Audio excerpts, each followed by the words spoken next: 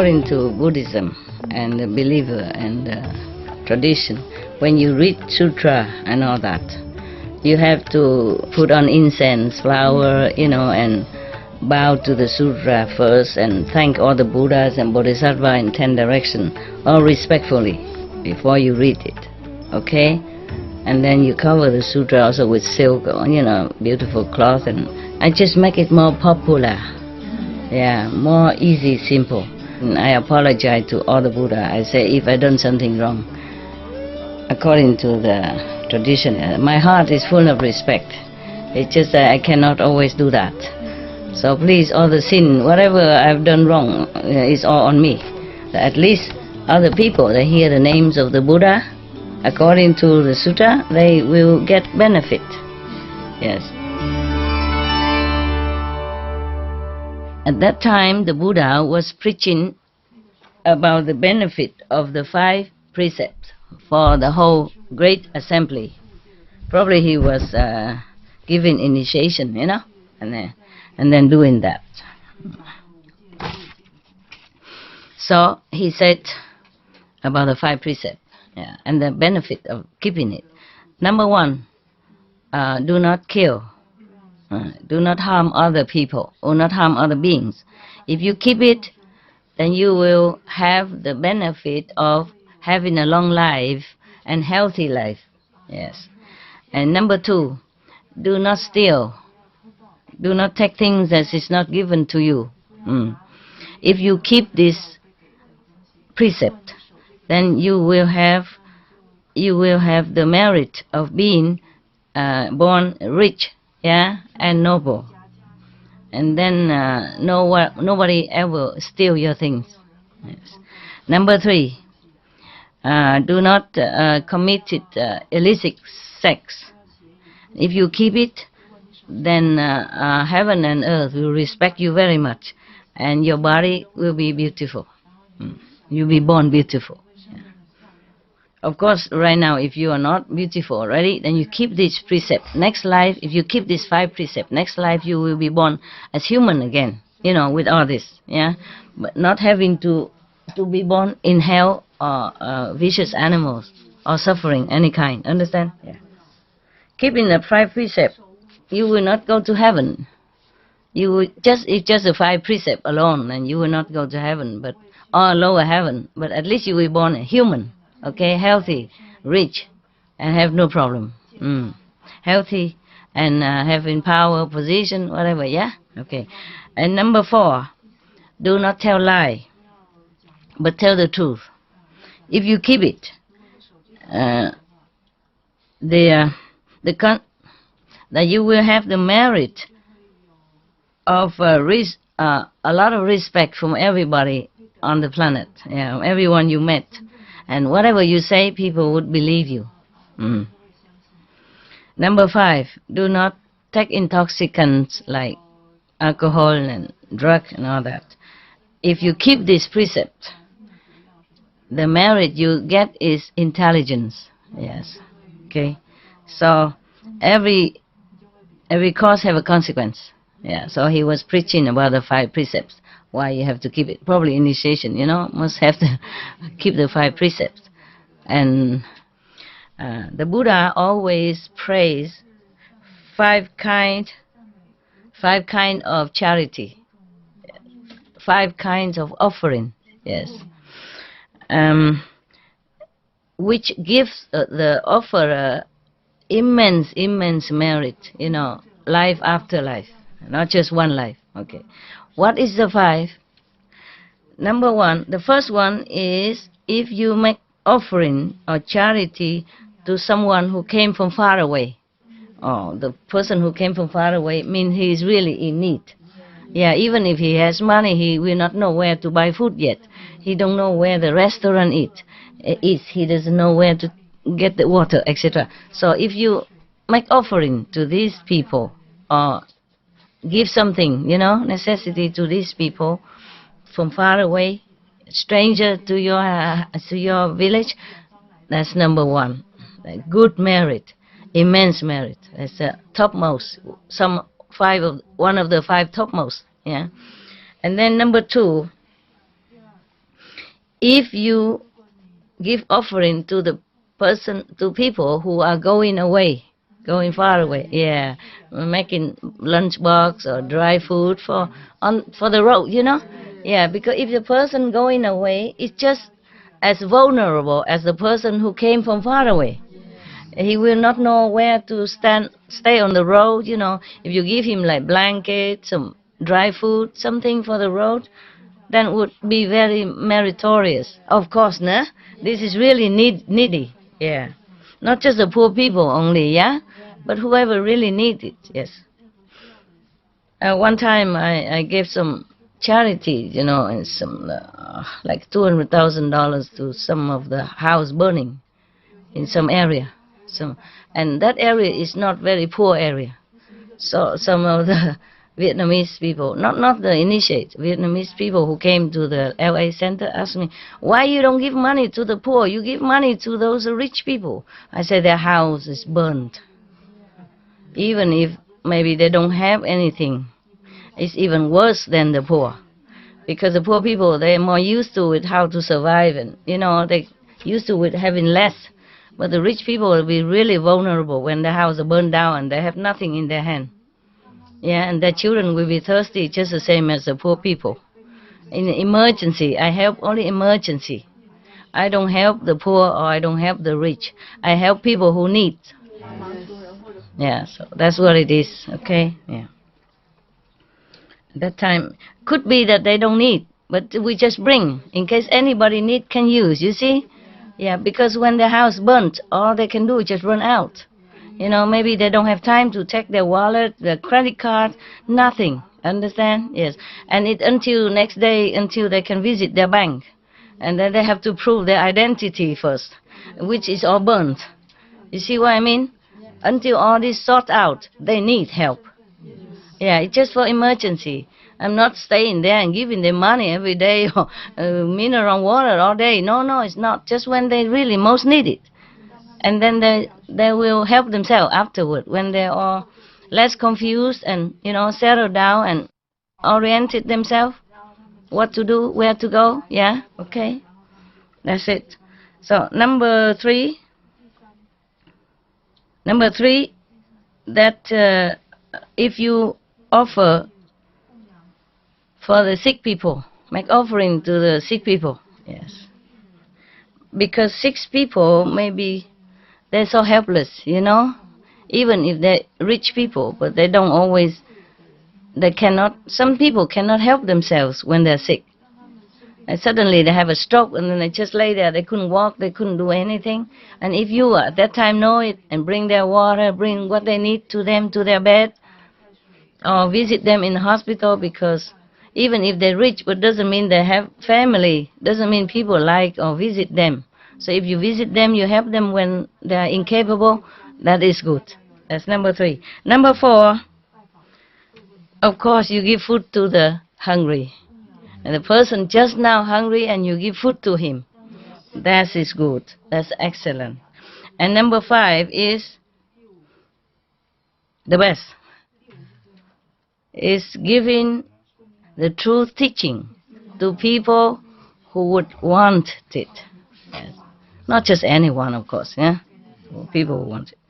So he said, these 5 ways of offering, if you know it and you do it immediately whenever the need arises, then now, in this lifetime, you will have merit also. Obviously, don't even need to wait until the next life to see the merit that comes to you. Understand? Even in this lifetime. I don't know how about you, but I have a lot of merit from that. Now that the Buddha said that. Not because I want to do it for merit. It just somehow, it returned manifold. Yeah. I do it because it's the right thing to do. Not because of merit. But now the Buddha saying here is very meritorious. Yes, I can say that I lack nothing. I never short of anything. Yes.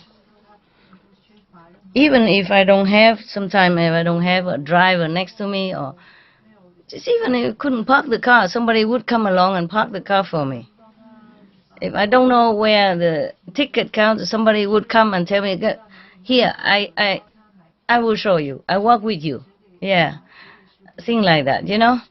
And even if I give charity ever since I was a kid already, whatever I can, you know, and all the way until I grow up, until now, not just now because I know the Buddha teaching or because of this and that, and therefore, even as a kid, I give charity to the beggar who walk past my house, and when I grow up, even during marriage, I give all the time, whatever money I have, to the orphanage, to the poor people in Africa, you know. Even not much, but I always give, always. So I remember, it's truly, as the Buddha said, that even in this lifetime, wherever I go, always people help me, you know, even I don't ask. Yeah, even people, like when I was working in France, in Paris, and the holiday time, you have to go on holiday in France. Obligation. Yeah, the boss have to close a company if he has to, so that all the employee has to go on August holiday. I went on holiday, you know, but I had little money, not much. I was working. I never had debt. I always work and have some money, but not like I was rich or anything, you know. Yeah. And then I was on the train, you know, and then just a lady from nowhere, she just sit next to me and she started talking to me. She's Italian. And she invited me to her house and give me a beautiful room in front of swimming pool, and every day cook for me. I did not do anything to her. Yeah, she say, like she asked, you know, why you come to Italy? I said, oh, I have never been in Italy. I like to see and all that. You know, oh, come to my house, you know, and then you will know Italian people more firsthand, you know. So give me everyday true Italian food. I never ate any Italian food as good as that. Younger, you know, less money, tastes so good. And then every day when I swim and then go eat breakfast and lunch and dinner. Then her husband drove the horse carriage, horse with 2 horses, and take me around the town in the horse carriage, beautiful horse carriage, yes. And then bring me into their orchard with full of apricot, peaches, apples, cherries, and plums, and whatever I want to eat. Oh, I just take it, eat more. You're so skinny, eat. Italian mama. Look at us, you know, you have to eat. We're healthy and wealthy, you know. Oh my God, and they didn't want to let me go. It's so good like that. So, but I had to go. I said, I'm going to Rome. Yeah, this is one of the stop. Thank you so much. I have to go. And I wanted to pay, but they don't take it. They push it back and back and back. So I said, okay, thank you so much. My Jesus bless you. And then I have to go. Okay, please come back again. You know our address. You know, give the card and give telephone number, everything. Come back again when you pass by. I say, if yes, maybe. And then I left and go to Rome. And then there's a movie star, German movie star. He saw me on the St. Peter Square. Invite me to his house. Stay in one of his room and using his stuff and eat and, you know, take me out to restaurant. No, nothing. No, not just like he fancied me or anything like that. Yes, maybe he liked me also, but nothing. You know, like that. And then I had to go because. And then I went to another country. After that, I went back. I went to Florence. No, let me think. No. First, Florence is the lady with the orchard. You know. And then the Rome, the movie star. I don't remember his name. Peter something. I just remember Peter, but I forgot the last name. Peter. He probably gone already, you know. Yeah, old time. Old. Peter. Yeah. I don't know if he's famous or not, but I was young and ignorant, you know. I don't know much about this kind of thing. And then I went to Florence. And then Rome, and then now I go to Venice. Yeah. Venice also meet a guy, a photographer, want to take my photo, and I said, I don't have money to pay for this. So, no, you're beautiful, I just want to take your photo, stay there, stand over there, and sit over there.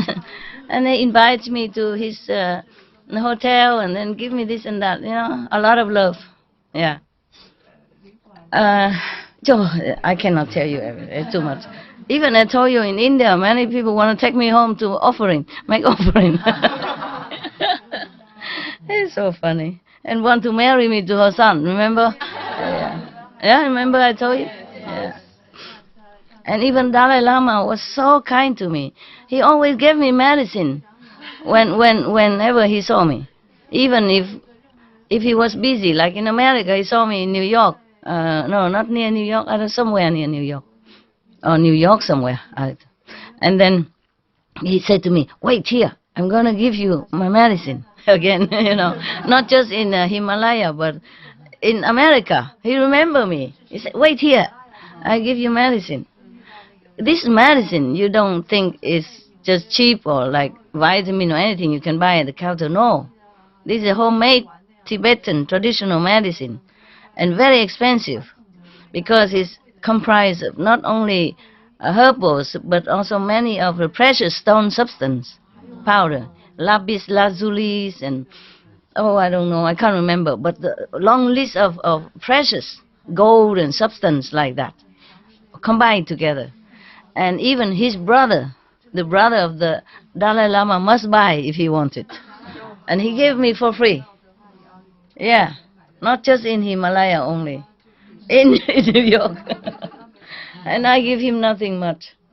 The first time I met him, I gave him only, I braided myself, some, I didn't have much money, yeah. I just took some of the pine branches, yeah, and I bought some of the lychee, and I put the pine as a background, pine leaves as a background, and put lychee in the middle. I bind it up with a ribbon, a cheap ribbon, Indian color ribbon. Then I offered to him. That's all I had to give to him. A second time I had beads. At that time, I offered to him only. That's it. It's not because of that he gave me medicine, no. He received me in his palace and asked me where I came from. And I say I'm from Vietnam. He sat me next to him, on the sofa in front of him. And he held my hand. He said, we are both refugees, you know that? It's very kindly father, like a beautiful person. Yeah, beautiful. He didn't have to receive me. I'm just one of the thousands or hundreds of thousands who stand in front of the gate, Yes. Yeah, he's so kind like that. And I done nothing to him. He didn't even know me then. I was nothing. I'm really nobody, nothing. God knows. I just walk around, meditate, and one day I stand in front of the gate, and I just happened to see his brother. I didn't even know that his brother. I said, I didn't know the Dalai Lama live here. Wow, how ignorant I has been all this time. I wonder any fortunate person could ever see him. I heard of him all the time. I never had the fortune to see him. Do you know when he come out to preach for the public so I can come and have a look? He said, never mind, you stay here. I go and ask him to see you right now. I said, can you? I said, yeah, I'm his brother. I can.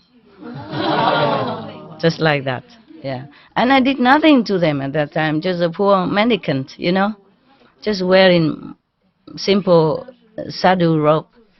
Yeah, look poor, nothing rich, nothing. So he came and sit me next to him, and he holds my hand and said, we're both refugees. Because I came from Vietnam. Oh, it was so beautiful. Yeah. And then even in New York, he remembered me. You stay here, I give you medicine. Yeah. he saw my face have some, like, maybe some mosquito or something, but he said, oh, your skin is no good. I'm going to give you medicine to get it better. Take it, take it. And then he gave me the medicine, and his brother, envious, said, oh, even I had to buy it, and he gave, he gave you so much. Yeah. Yes. And he given me book also, and him by himself. The book that he wrote, or he spoke and people wrote it down. He gave it to me. And then all the Tibetan around there, after they know it, they say, oh, we could never have this. Yeah. I give to you personally. You're such a lucky woman. The normal Tibetan, you know, they keep telling me. I think I have it somewhere I don't remember where anymore. I had it with me, but then I keep traveling around and I don't know where I put it anymore. Probably in one of the temple or somewhere. And then, what else? Yeah. Yeah, and then I went to another place, Kashmir, you know, where the beautiful lake and the path in the middle. And now it's kind of dangerous to go there because they're having war, but at that time I went there. And one of the poor Muslim family, not too poor but not too rich, he has a boat. And he come and take my luggage and everything. Want to invite me to his house. I said, no, I pay if you, because he work for his family, you see. So I say, I have to pay. Yeah, but I don't have much money, so I cannot stay inside the boat. So you let me stay outside the boat. I pay less, but I pay. Yeah, 5 rupees per day. That's not even, I don't know, about 70 rupees for $1 or something like that. So it's not even 10 cents or something. And then even that included food. Just a fried rice with nothing. Because first he put fried rice there, put egg. I said, no, please, I don't eat egg. So he took it away, just fried rice. And sprinkle some of the green cabbage, whatever, that's it. Yeah. But treat me so nicely, you know. Yeah. All the Japanese and all the Chinese, they have money, they stay inside the boat. They make the boat into like a hotel, different rooms. Yeah, you stay inside. I stay outside of the end of the boat, the pointed end. Yeah, outside there's nothing. He says it's very cold out there and dew. And I say, no problem, I'm used to it. So I just put up an umbrella and then I lay underneath to cover my face area. Yeah, and I'm warm inside. And the feet don't care. Yes. But even then, not because of money. The family, whole family was so kind and respectful. Yeah, as if I something holy person or something. Like that kind of treatment. Yeah. Oh, and then, many story. Yeah, many story. So, like stranger want to have initiation for me when I was a nobody, really. Truly, yeah. And treat me so nicely. Second time meet him, brought me immediately to his house, tell his wife to cook for me, and invite all the neighbors, come, my great guru, my big guru. So big. The big guru and everybody. Oh, so funny. There's so many, yeah. And even Chinese monks are very nice to me. Taiwanese, you know. Oh, they stack money in my pocket. I say, no, I don't take it. And he stack it and then he run. Yeah, roll money, put in my pocket of my robe, put in my bag and then run away. Like that. Or invite me to their temples and stay as long as I want. No problem. Everywhere like that. In Taiwan. At that time, when I wasn't famous. After I've been famous, it's completely different. No, after I have disciples, you know, become completely different. I don't know why. I'm still the same person. People don't treat me as good. But even if I go alone by myself, then I still have good treatment. All the time. Everywhere. Europe, America, everywhere. Anyway, it doesn't matter, you know. This is like that. It's not like if you want to do good thing, people will praise you and say, "Oh, virtuous lady, công tờ ưu làng, like immeasurable merit, one of the five charity deeds, give it to the hungry, give it to the person came from far away. The Vietnamese came from far away, right? Yeah. So one of the five, they would say, "Oh, one of the five charitable, you merit immensely." You have immense merit. It's not like that. No, in this world, do charity is not that easy.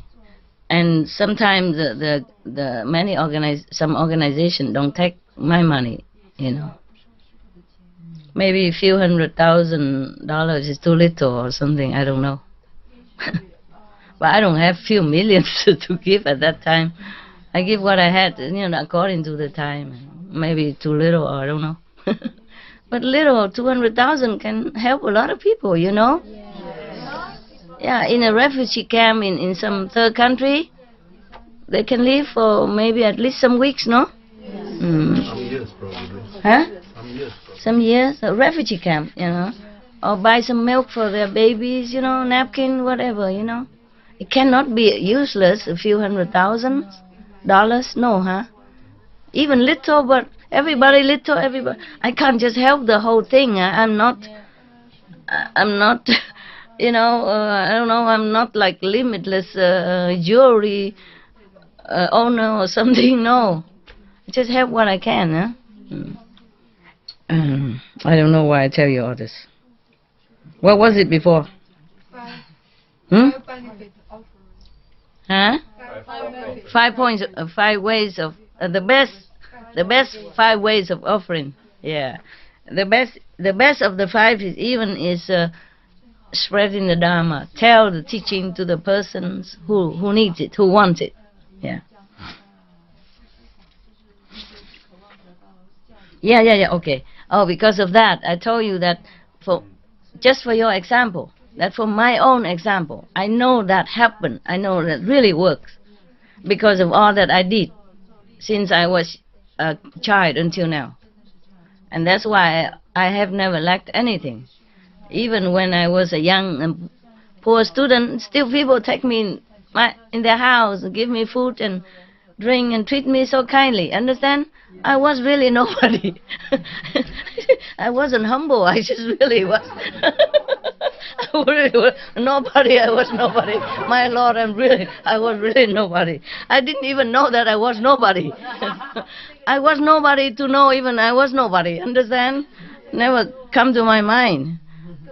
I just been treated kindly wherever I went, if I'm alone. And then if I'm with somebody else, it depends on my luck. If that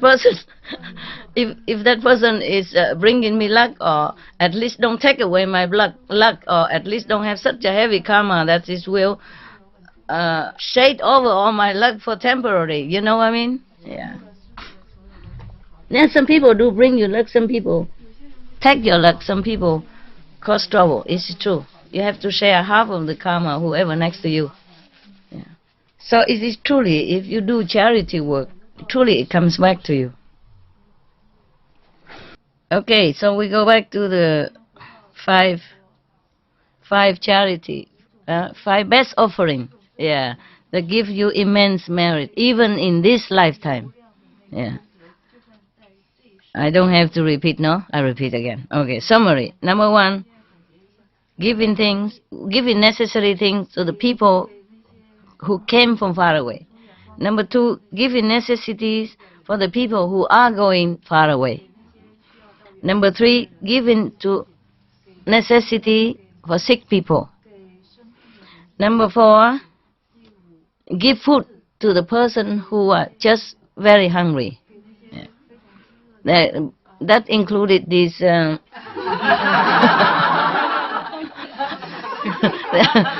these amounts, hungry saints sitting around here. So the kitchen team, you're doing merit, công tờ ưu làng, immense merit.